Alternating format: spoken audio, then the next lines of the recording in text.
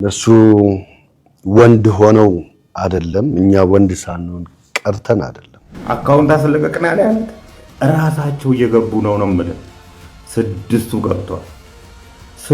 ገብቷል ፌደራል ፖሊስ ደውሎ ጠርቶ እንወያይ ነው ያለን መያዣ ወረቀት አልሰጠንም ኑ ትፈልጋላችሁ ተጠርጣሪ ናችሁ ማልተባለም እንደወጣችሁ በትኩሱ በተፈታችሁ እለት ይሄን መግለጫ ዛሬ የምትሰጡትን መስጠት ያልፈለጋችሁበት ምክንያት ምንድነው? የ5 ሚሊዮን ብር እና የ4 ሚሊዮን ብር መኪና አታለኝ እኔ እዛ ውስጥ ገባለሁ። እኔ ነኝ መርማሪው፣ እኔ ነኝ ኮማንደሩ፣ እኔ ነኝ እንትኑ፣ እኔ ነኝ ምናምን የሚሉ ደፋሮች እንደ ባለሙያ ብትጠይቀኝ ገና ላላመጣ ድርጅት ያመጣል ብዬ ከተማመንኩበት ሰራለሁ።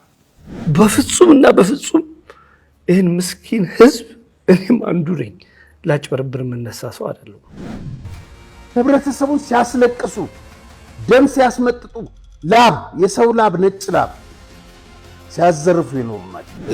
ጅቡቲ ላይ መኪና ምናምን ያሉት የለም ዝም ብሎ ፎቶግራፍ ለጥፈው ነው ያየ ነው። ትልቅ ሰው ነው እንግዲህ መስለኝ አይ ቲንክ ትልቅ ሰው ነው በመሆኑ ይመስላል። ግን አሁን በህግ ጥላ ስር አይደለም እውነት ይፈርዳል።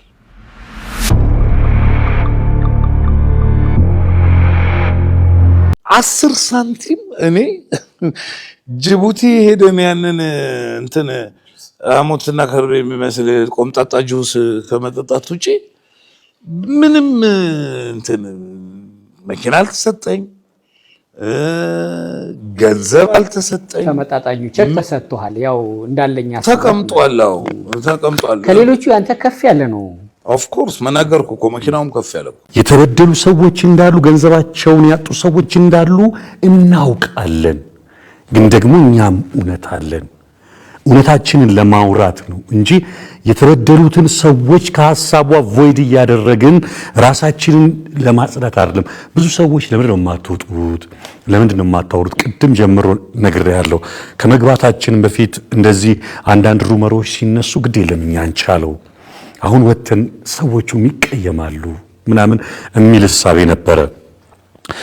ከወጣንም በኋላ በጣም የሚገርመው ግን እለት እያደገ ሲሄድ አንዳንዴ ተበዳይ ምንድነው ተበዳይ ዝም ሲል ተከሳሽ ይሆናል አይነት መንፈስ ተመዝጋቢዎችም ተደጋግሞ ነገሩ ከመባሉ የተነሳ የሚመስለው ሁሉ ቀጥታ እንደው ብለኛ የከፈሉ እስኪመስል ድረስ ነው።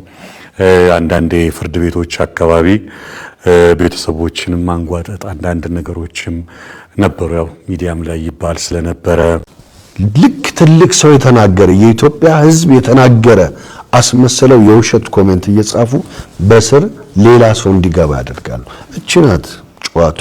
እንዲህ ስታረግ እንደዚህ ስታረግ ሕዝብ እንዲደነግጥ አርግና እንደዚህ አርጌ እንደዚህ የሆነ ነገር ፈጥራለሁ። እቺን ቴክኒክ እዚህ ውስጥ ያለው ሁሉ እዚህ ውስጥ ያለው ማን ነው?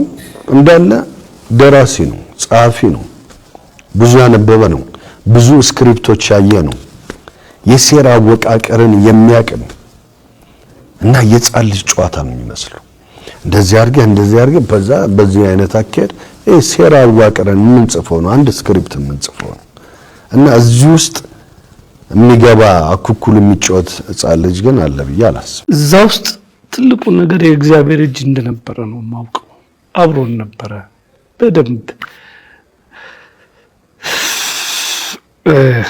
አሁን ጥያቄ ነው ግን ብቻ እግዚአብሔር ይመስገን ቤተሰብ ለዘላለም ይኑር። ከጎኔ የነበሩ ሁሉ የምር በጣም አዝነዋል፣ ተሰብረዋል። የተጎዳ ሰው አለኝ የቅርቤ ሰውና ግን ምንድነው ልል የምችለው ሌላው በእውነትና በእውነት አሁንም ደግሜ እለዋለሁ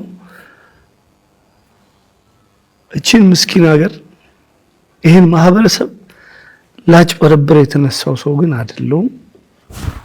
የእውነትም አላደረኩ። ማንኛውም ሰው ሊያይ የሚችለው እንትን ነው ህጋዊ የሆነ ሰነድ ነው ሊያይ የሚችለው።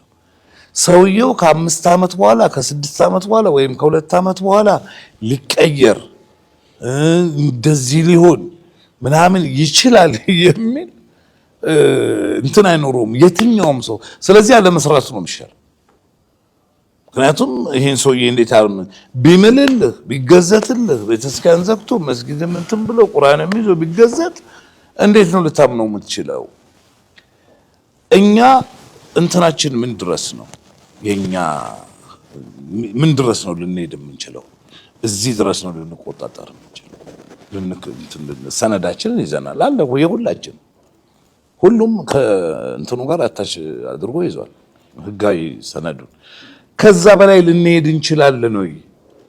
እንኳን እኛ ሌላውስ አካል ይችላል ወይ? ፍቃድ እኮ የሰጠው አካል ይሄ ሰውዬ ሊያታልል ነው ሐሳቡ የማታለል ነው ብሎ እኮ ሊከለክለው አይችልም። ዲሌይ ነው የተፈጠረው፣ መዘግየት ነው እየተፈጠረ ያለው እንጂ መካድ አይደለም። እኔ አድርኖ አንዳንድ ጊዜ መጨረሻ ላይ ፍራውድ ነው አልከኝ እኮ አስመታው። ቼኩ ኦፍ ኮርስ ቼኩን አስመታው። ግን ምን መሰለ እኛ ያንን የጠበቅንበት ምክንያቱም የትም አይሄድም እኮ እንደምታስመታው ታውቃለህ። እንደፍ ዘዴ ልክም ባይሆን ስንቅም ላይኖር ይችላል እኮ 3 ሰው ቢፈርምበት እንኳን አንድ ሰው። ስለዚህ ምንድነው የሆነው? ይሄ ነገር እየዘገየበት ነው። አሳይቶናል እኮ እንደዚህ መኪኖች መጥተዋል። ከዛ በኋላም እኮ የሄዱት ሰዎች አይ ቲንክ ያዩት 140 ነው 150 የመጣው መኪና አይደለም እኮ ያዩት 200 ሌላ መኪና ደግሞ 200 ምናምን መኪና ደግሞ መጥቶ 10% የተከፈለባቸው 10% ኦፍ ኮርስ 10% ተከፍሎባቸው ጅቡቲ የደረሱ